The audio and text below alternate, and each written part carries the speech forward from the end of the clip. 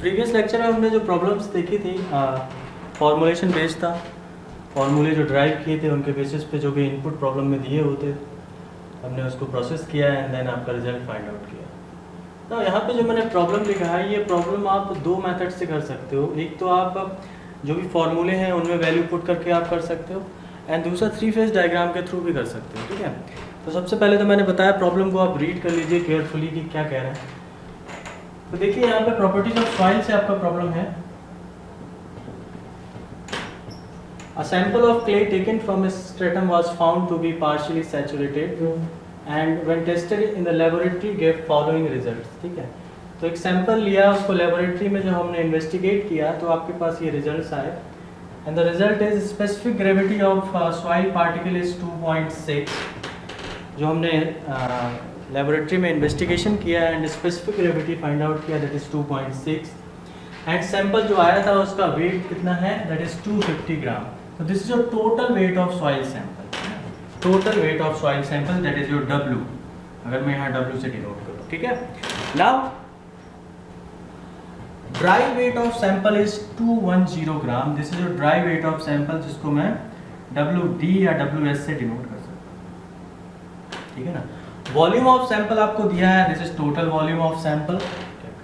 तो इसको आप फॉर्मुलेशन से भी सॉल्व कर सकते हैं एंड इसको 3 फेज डायग्राम से भी सॉल्व कर सकते हैं। तो आज हम देखेंगे किस तरह से फॉर्मूले से करते हैं एंड किस तरह से 3 फेज डायग्राम से हम प्रॉब्लम को सॉल्व करते हैं। इसने जो फाइंड आउट करवाया आपसे that is your degree of saturation capital S। Degree of saturation आपको निकालना है। ठीक है, अब देखिए किस तरह से हम इसको प्रोसीड करेंगे। सॉल्यूशन की बात करते हैं। तो देखिए आपके पास टोटल वेट ऑफ सैंपल है दैट इज योर W कितना दिया है 250 ग्राम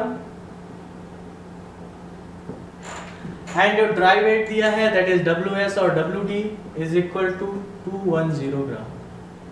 तो आपको पता है कि वाटर कंटेंट अगर निकालना होता है तो हम कैसे निकालते हैं, सैंपल को लाते हैं, ओवन में हम ड्राई करते हैं, देन फॉर्मुलेशन पुट करते हैं, आपका वाटर कंटेंट आ जाता है। तो water content is equal to your weight of water upon weight of solid. तो वेट ऑफ वाटर कैसे आएगा, वेट ऑफ वाटर कैसे आएगा, this total weight, dry weight sample था minus dry weight divided by dry weight. इसको solve करेंगे तो आपका वाटर कंटेंट आ जाएगा। है ना,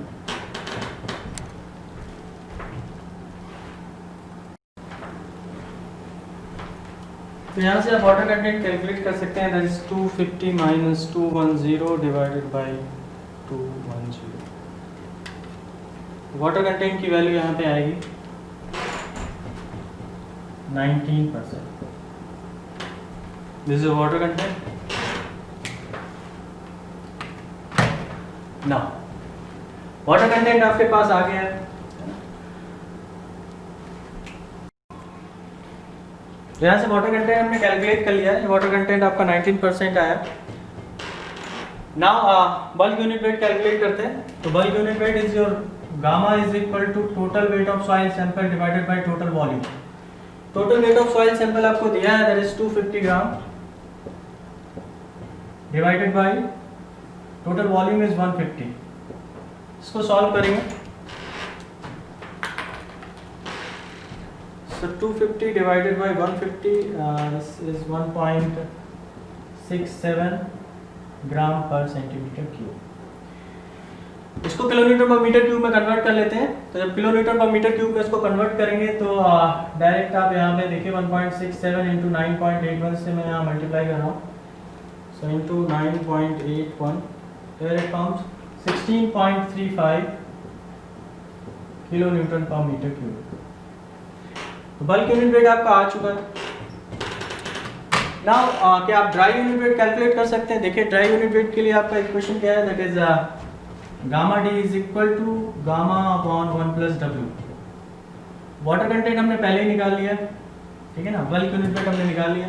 तो गामा डी के लिए जो भी रिक्वायरमेंट थी वो हमारे पास आ चुकी हैं, डायरेक्ट हम पुट कर देंगे। तो gamma is equal to 16.35 divided by 1 plus 0.19। यहाँ से हमारा ड्राई यूनिट वेट आ जाएगा।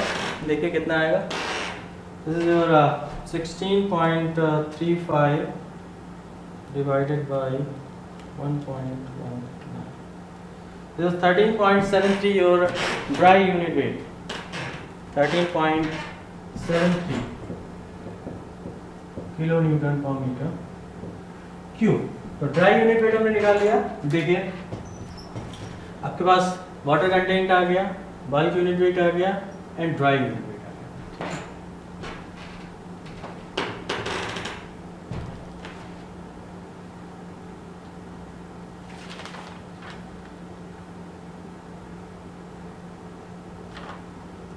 ओके अभी अगर सैचुरेशन आपको निकालना है तो देखिए यहाँ पे बहुत इंपॉर्टेंट चीज़ है कि हम क्या चीज़ कैलकुलेट कर रहे हैं और कैसे कैलकुलेट करेंगे। तो अगर आपको सैचुरेशन निकालना है तो आपके पास वाटर कंटेंट है G है। अब अगर आप इस इक्वेशन को देखेंगे SE is equal to W into G, आपको सैचुरेशन कैलकुलेट करना है, ठीक है ना। अब यहाँ पे देखिए आपके पास वाटर कंटेंट तो आ चुका है, स्पेसिफिक ग्रेविटी आपको दिया हुआ है। अगर आपके पास वॉइड रेशियो आ जाए तो सैचुरेशन इजीली कैलकुलेट हो जाएगा, ठीक है ना। प्रॉब्लम ये है कि वॉइड रेशियो कैसे आएगा। तो देखिए वॉइड रेशियो कैसे आएगा, देखिए तो आपका गामा डी की एक और इक्वेशन होती है, gamma D is equal to gamma W G upon 1 plus E. अगर मैं इसी इक्वेशन को देखूं तो गामा डी हमारे पास आ चुका है, गामा डब्ल्यू हमको पता होता है, जी हमें पता है, ई हमें नहीं पता है। तो यहाँ से ई कैलकुलेट हो जाएगा हमारा ये, है ना। तो ई इज इक्वल टू क्या हो जाएगा, यहाँ से निकाल लेते हैं। तो E is equal to gamma W G upon gamma D minus 1। Value put करिए, gamma W is 9.81, G is 2.6, gamma D हमने कैलकुलेट किया 13.73 माइनस 1। देखिए यहाँ से आपका ई का वैल्यू कितना आ रहा है कैलकुलेट करिए। तो 9.81 इंटू 2.6 डिवाइडेड बाई 13.73 माइनस 1, सो 0.857, यानी कि मैं इसको 0.86 कह दे रहा हूँ।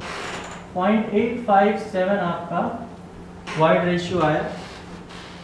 अब आपके पास वाटर कंटेंट आ चुका है, वाइड रेशियो आ चुका है, जी आपके पास पहले से ही है, तो वैल्यू पुट कर दीजिए।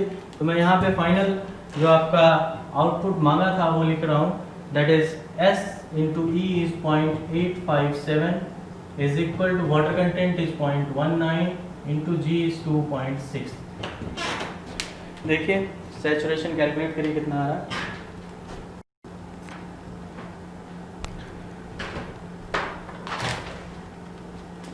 तो कैलकुलेट कर लेते हैं वाइड रेशियो कितना आ रहा, सॉरी सैचुरेशन कितना आ रहा। तो that is 0.19 into 2.6 divided by 0.857। Saturation is 57.6।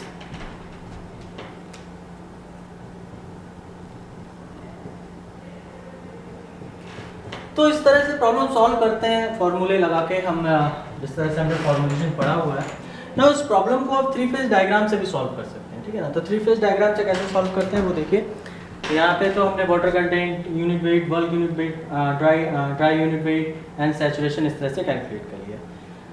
देखते हैं 3 फेज डायग्राम से हम कैसे कैलकुलेट करते हैं।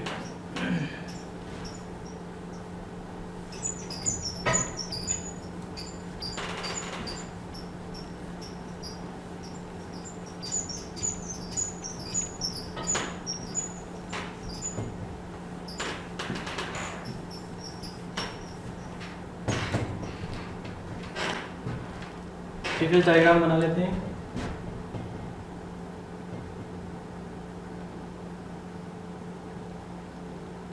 This is 3 phase diagram, air, water and solid, ठीक है ना।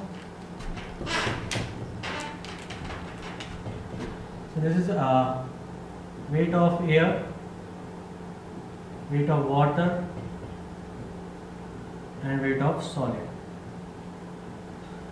अंदर वॉल्यूम मेंशन कर देते हैं, this volume of air, volume of water and volume of solid. अब देखिए आपको क्या क्या दिया हुआ है, टोटल वेट ऑफ सैंपल दिया है, यानी कि आपको टोटल वेट दिया हुआ है 250 ग्राम। तो यहाँ पे मैं 250 ग्राम मेंशन कर देता हूँ। Total weight is equal to 250 gram, ठीक है। ड्राई वेट ऑफ सैंपल भी दिया है, यानी कि WS भी दिया है, कितना दिया है 210 ग्राम, तो यहाँ पे आपको this is total weight of sample is 250 gram, dry wait of sample is 210 gram. तो यहाँ से मैं वेट ऑफ वाटर निकाल सकता हूँ, that is total weight is equal to weight of air plus weight of water plus weight of solid. Weight of air को तो neglect कर देते हैं।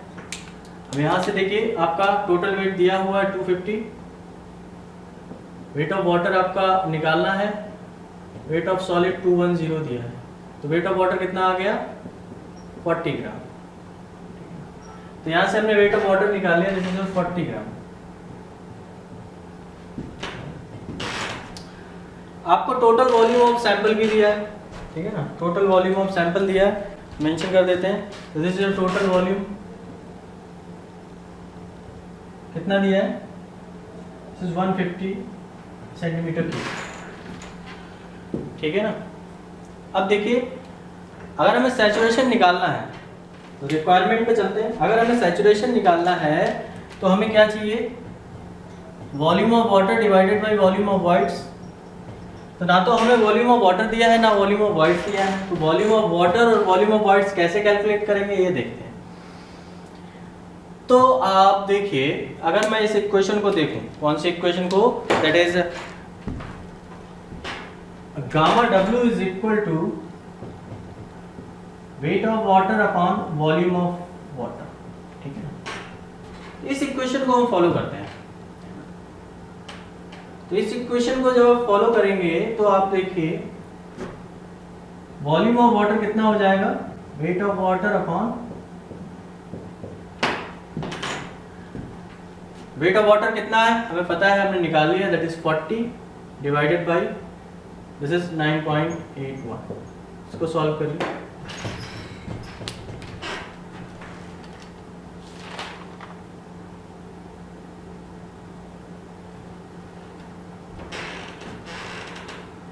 एक चीज और ध्यान रखिएगा, यहाँ ग्राम पर सीसी में दिया है तो मैं बल्क यूनिट जो यूनिट वेट है वो 1 ग्राम पर सीसी ले लूंगा, ठीक है। तो डायरेक्ट आपका वॉल्यूम ऑफ वाटर कितना आ जाएगा 40, ठीक है, सेंटीमीटर क्यूब, क्योंकि हमने सेंटीमीटर क्यूब और ग्राम में रखा हुआ है। तो गामा W इज 1 ग्राम पर सीसी।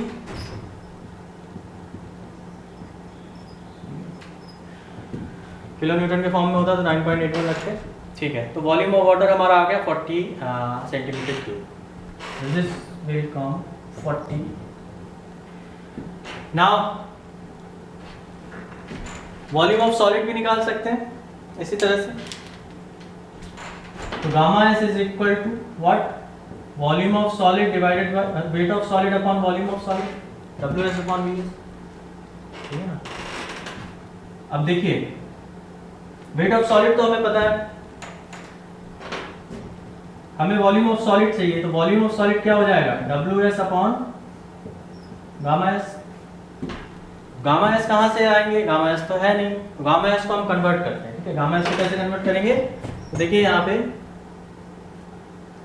अगर मैं गामा S को G के फॉर्म में कन्वर्ट करूं तो G is equal to that is specific gravity gamma S upon gamma W, ठीक है ना।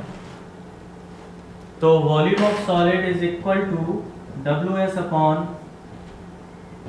Gamma S is equal to G into gamma W। अब देखिए यहाँ पे WS क्या है 210 ग्राम डिवाइडेड बाय G कितना दिया है 2.6 and gamma W is 1।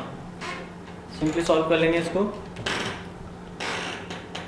210 divided by 2.6, 80.76 आपका 80.76 आपका वॉल्यूम ऑफ सॉलिड आ जाएगा 80.76 सेंटीमीटर।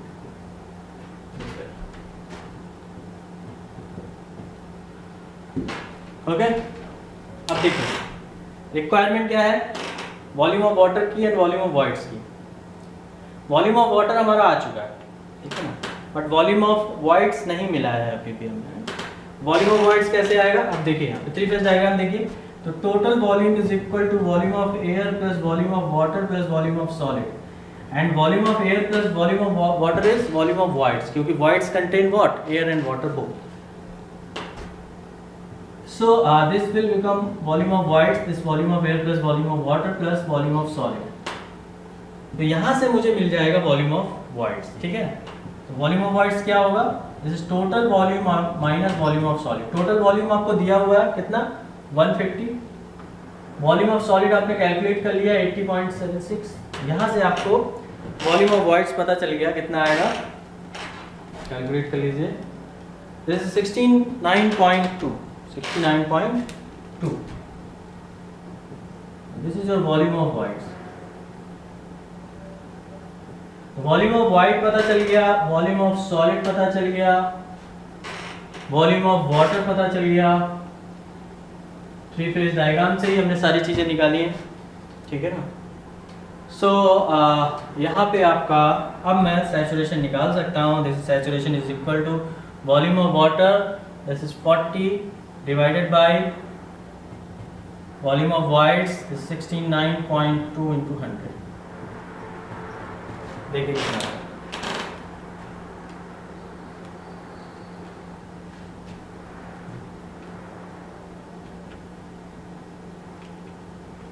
This 0.578 into 100 तो 57.8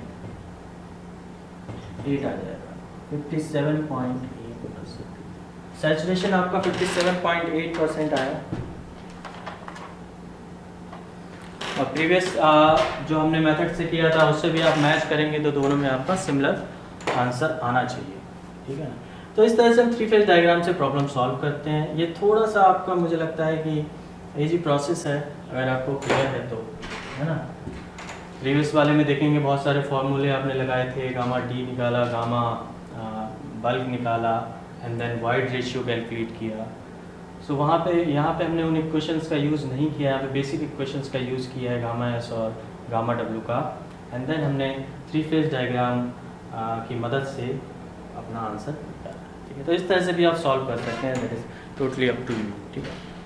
ओके,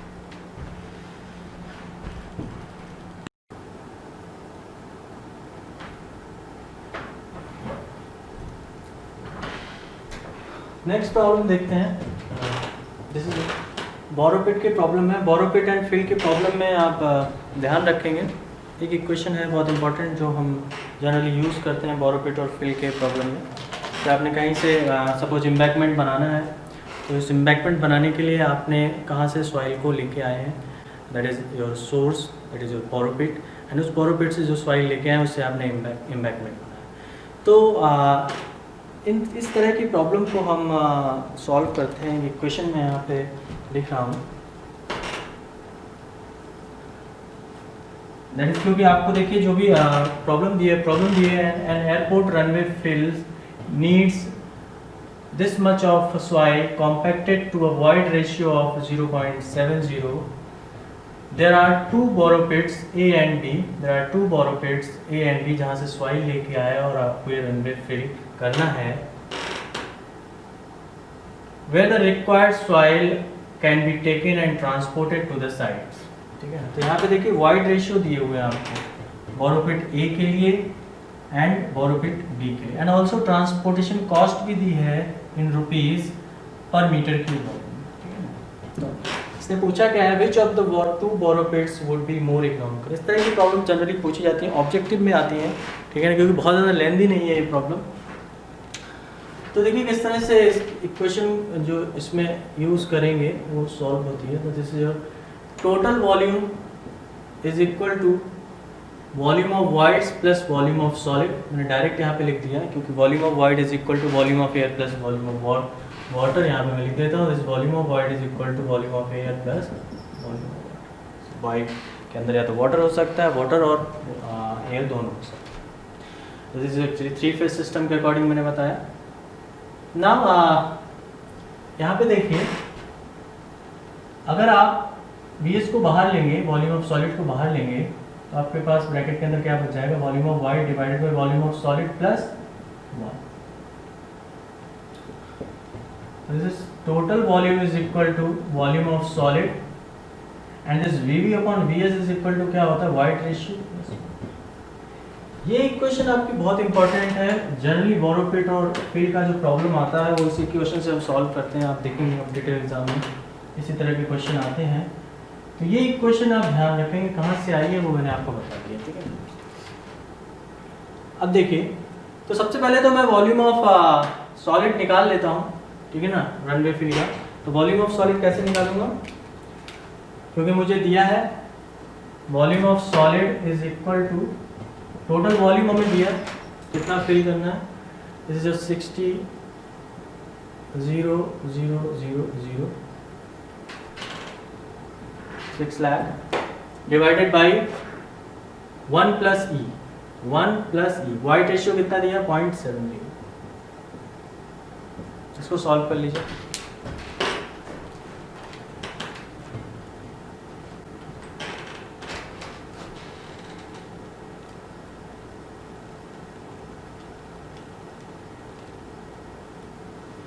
तो आपका वॉल्यूम ऑफ सॉलिड आ जाएगा 35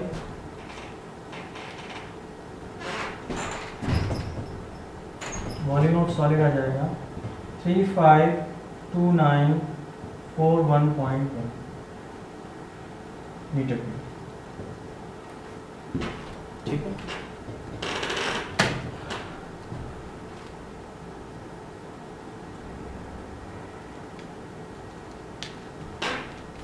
this is the volume of solid जो आपका एम्बैंकमेंट के लिए आप एम्बैंकमेंट का होगा, ठीक है। नाउ बोरोपिट ए की बात करते हैं, बोरोपिट बी की बात करते हैं। तो बोरोपिट ए के लिए हम देखते हैं वॉल्यूम कितना होगा। Volume is equal to Vs into 1 plus E. Volume of solid हमने पहले निकाल लिया, this is 352941 into 1 plus void ratio कितना दिया है 0.80। यहाँ से आप कैलकुलेट कर सकते हैं।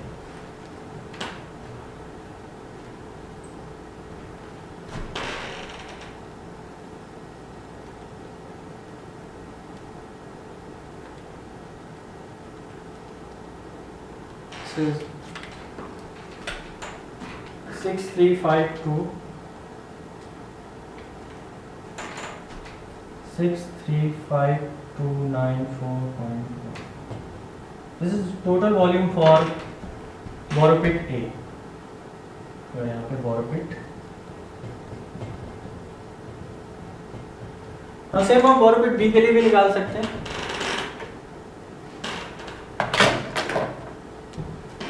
और borrow pit B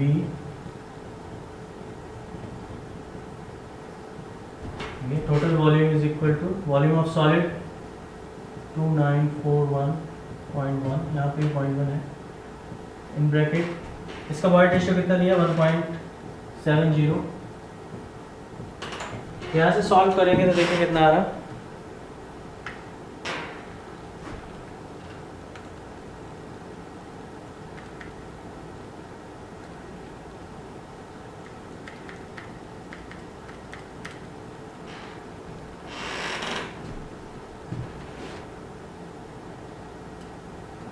This is a 952940.97. This is for borrow pit B and this is for borrow pit A, metre cube. तो आपने बोरोपिट A और B के लिए वॉल्यूम निकाल लिया है। इतना वॉल्यूम आप बोरोपिट A से लेके जाएंगे, इतना वॉल्यूम ऑफ बोरोपिट B से लेके जाएंगे, इतना सॉइल आप यहाँ से लेके जाएंगे एंड देन एम्बैंकमेंट बनाएंगे एंड देन दोनों बोरोपिट से आप इतना सॉइल वॉल्यूम ऑफ सॉइल लेके जाएंगे, ठीक है। इसने पूछा क्या है, इसने पूछा है कि which of the two borrow pits would be more economical. उसने इकोनॉमिकल कौन सा है ये पूछा है और हमें ट्रांसपोर्टेशन कॉस्ट दिया है, ठीक है ना। बोरोपिट से आप जब सॉइल को लेके आएंगे तो किस बोरोपिट से आपको सॉइल लाना इकोनॉमिकल रहेगा। There are two borrow pits, borrow pit A, borrow pit B। Total volume इतना कैरी करना है आपको। एंड ट्रांसपोर्टेशन कॉस्ट दिया हुआ है कि अगर आप बोरोपिट ए से लाते हैं तो आपको 10 रुपये पर मीटर क्यूब कॉस्ट लगेगा, एंड अगर आप बोरोपिट से लाते हो तो 5 रुपीज़ पर मीटर क्यूब लगेगा। सो टोटल वॉल्यूम आपने कैलकुलेट कर लिया है, ट्रांसपोर्टेशन कॉस्ट का मल्टीप्लाई कर देते हैं। तो फॉर देखिए यहाँ पे लिख रहा हूँ,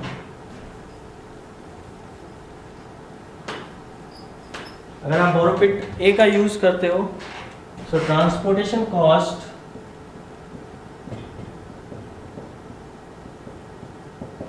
फॉर पिट ए कितना आएगा, देखिए 635294.11 into 10 rupees per metre cube cost है। सो यहाँ से सॉल्व करेंगे, कैलकुलेटर की जरूरत नहीं है इसको सॉल्व करने के लिए। तो 635294.11 आपका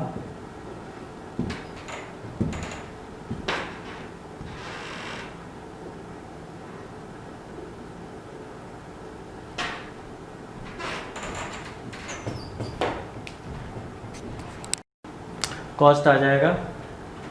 transportation cost for pit B calculate कर लीजिए। Transportation cost for pit B कितना आ जाएगा, देखिए 952940.97 into 5 rupees per metre cube दिया है, इसको सॉल्व कर लीजिए। 952940.97 इंटू 5 आएगा आपका 4764,704.85। तो कौन सा इकोनॉमिकल है आपको दिख रहा है, इसमें कॉस्ट कम लग रही है वो आपको दिख रहा है। तो अगर आप बोरोपिट बी से अगर ट्रांसपोर्ट करेंगे सॉइल को फॉर एयरपोर्ट रनवे, सो आपको इकोनॉमिकल पड़ेगा। तो इस तरह की प्रॉब्लम्स भी आती हैं कभी कभी, है ना, इम्पोर्टेंट प्रॉब्लम है।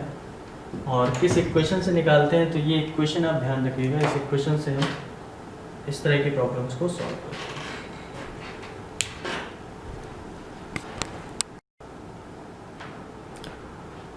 सो नेक्स्ट प्रॉब्लम देखते हैं। यहाँ पे 3 केसेस दिए हुए हैं। फर्स्ट केस में कह रहा है कि sample of dry soil has a void ratio is 0.65 and its specific gravity is 2.75। तो फर्स्ट केस देखते हैं। केस फर्स्ट में आपको void रेशियो दिया हुआ E is equal to 0.65 and specific gravity दिया है 2.75। आपसे क्या पूछा है, what is its unit weight, यानी कि इसने यूनिट वेट पूछा है इस कंडीशन के अकॉर्डिंग। तो इस कंडीशन के अकॉर्डिंग आपका यूनिट वेट क्या होगा, dry unit weight. So dry unit weight gamma D is equal to what, G gamma W upon 1 plus E. तो देखिए सारे इनपुट्स आपको दिए गए, जी आपको दिया हुआ, गामा डब्ल्यू आपको पता है एंड वॉइड रेशियो आपको पता है। तो मैं गामा टी यहाँ से कैलकुलेट कर सकता हूँ, कैलकुलेट कर लीजिए। तो जी कितना दिया है 2.75, gamma W is 9.81 divided by 1 plus void ratio is 0.65। Calculate कर लीजिए इसको।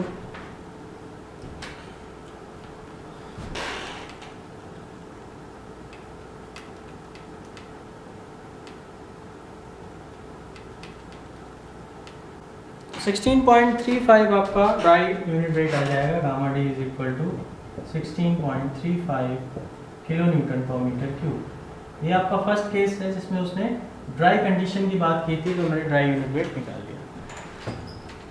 अब आप सेकंड केस को देखिए। सेकंड केस क्या कह रहा है, वाटर इज एडेड। जब आपने ड्राई सॉइल में वाटर को ऐड किया तो आपका डिग्री ऑफ सैचुरेशन कितना हो गया, दिस इज 60%। तो केस 2 की बात कर रहा हूं यहाँ पे। तो जब फर्स्ट आपकी सॉइल क्या थी, ड्राई थी, देन आपने वाटर ऐड किया, वाटर ऐड किया तो डिग्री ऑफ सैचुरेशन आपका कितना बता रहा है, 60% बता रहा है, without any change in the void ratio. यानी कि वाइड रेशियो में कोई चेंज नहीं किया है। तो वाइड रेशियो आपका प्रीवियस केस वाला ही ले लेंगे, that is E is equal to 0.65। क्या पूछा है आपसे, वाटर कंटेंट निकालना है और बल्क यूनिट वेट निकालना। देखिए कैसे कैलकुलेट करेंगे। आपको S पता है, E पता है एंड G भी पता है, दिस इज 2.75। जैसे ही ये तीन पैरामीटर आप देखते हो और चौथे की रिक्वायरमेंट है दैट इज वाटर कंटेंट, तो आपको सीधी इक्वेशन आनी चाहिए ऐसे इज इक्वल टू W। अब आप सारे वैल्यूज पुट कर लीजिए, तो S की वैल्यू पुट कर दी, E की वैल्यू पुट कर दी, वाटर कंटेंट हमें कैलकुलेट करना है, G की वैल्यू पुट कर दी। तो देखिए यहाँ से वाटर कंटेंट कितना है,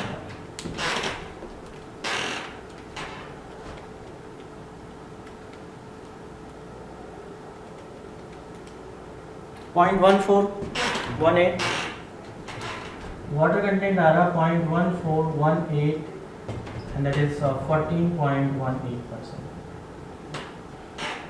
सो एक पैरामीटर तो हमने निकाल लिया वाटर कंटेंट। सेकंड उसने बात की बल्क यूनिट वेट की, तो बल्क यूनिट वेट की इक्वेशन क्या होती है, that is gamma is equal to gamma W G 1 plus W upon 1 plus E, this is bulk unit weight. अब आपके पास सारे इनपुट्स होने चाहिए तभी आपका बल्क यूनिट वेट निकलेगा। तो देखिए गामा डब्ल्यू पता है, जी पता है, वाटर कंटेंट आपने अभी निकाला है, वाइड रेशियो आपको पता है, वैल्यूज को पुट करिए। Gamma W is 9.81, G is 2.75, 1 plus water content is 0.1418 divided by 1 plus void ratio कितना है आपका 0.65, क्योंकि वाइड रेशियो को तो चेंज नहीं किया है, जो केस 1 में था वही वाइड रेशियो, उसने क्लियरली ये बात बोली है। तो 9.81 into 2.75 into 1.1418 divided by 1.65, this is 18.6 आपका बल्क यूनिट वेट आएगा, 18.6 किलोमीटर पर मीटर क्यूब। तो केस 2 में जो भी रिक्वायरमेंट थी वो हमने निकाल ली, that is water content and bulk unit weight according to the condition, and water is added to the soil sample, degree of saturation becomes 60% and without any change in void ratio, so water content और bulk unit weight। Now case third की तरफ move करते हैं। The sample is next placed under the water, so the bulk unit weight, इसने ये भी कहा है कि buoyancy का कॉन्सेप्ट इसमें नहीं लगाना है, buoyancy को कंसीडर नहीं करना है, और saturation is 50% and 100% respectively।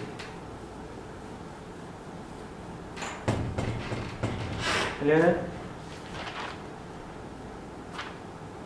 Case third है आपका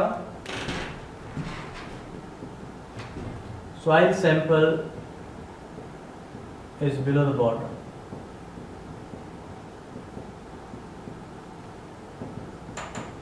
क्लियर है। तो दो कंडीशन दिए, एक तो उसने एस इज इक्वल टू 95% के लिए पूछा है और एक एस इज इक्वल टू 100% के लिए पूछा है। यानी कि इस केस में एक तो कंप्लीट सैचुरेशन है, एक पार्शियल सैचुरेशन का केस है। तो this is a partial saturation case,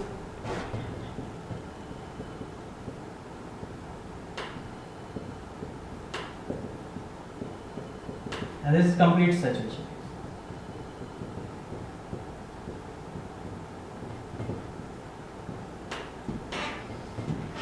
ठीक है, क्वेश्चन लगा दीजिए। Gamma is equal to gamma W G 1 plus W upon 1 plus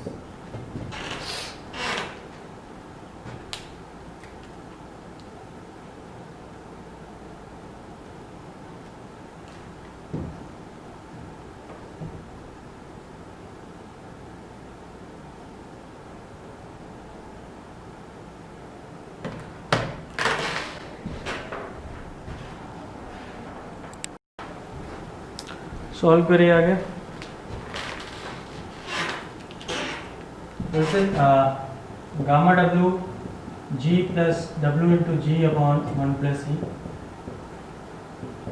gamma W G is your S C upon 1 plus E. Values को put करिए, 9.81, G is 2.75 plus S is 0.95, is 95% saturation, and E कितना आया था, ई कितना दिया है, that is 0.65। इसको solve कर लिए, डिवाइडेड बाय 1 प्लस 0.65, इसको सॉल्व कर लीजिए।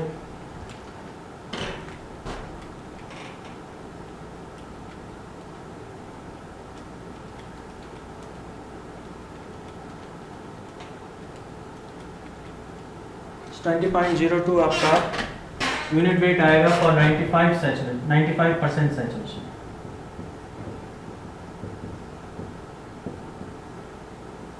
एंड जब कंप्लीट सैचुरेशन की बात कर रहा है यानी कि S is equal to 100%, then आपका यूनिट वेट देखिए क्या आएगा, gamma saturated is equal to gamma W।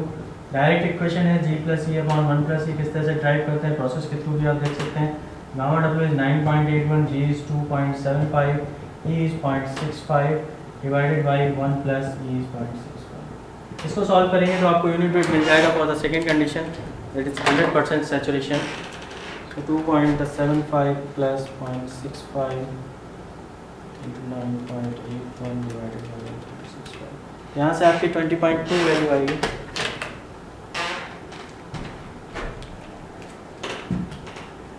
20.21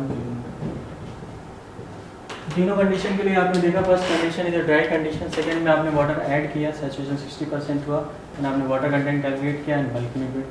third case में उसने कहा है कि सॉइल आपके अंडर द वाटर है and bulk unit weight calculate करना है for the saturation of 95% and 100%। तो जो भी कंडीशन आपको दी है उसके अकॉर्डिंग आप फॉर्मुलेशन को फॉर्म करेंगे एंड देन इनपुट्स को रखेंगे एंड आउटपुट निकालेंगे। सो कई सारे प्रॉब्लम्स हमने देखे और सारे फार्मूले जो हमने ड्राइव किए थे या जो भी पढ़े थे उन पे बेस्ड हमने सारे प्रॉब्लम सॉल्व कर लिए। ठीक है।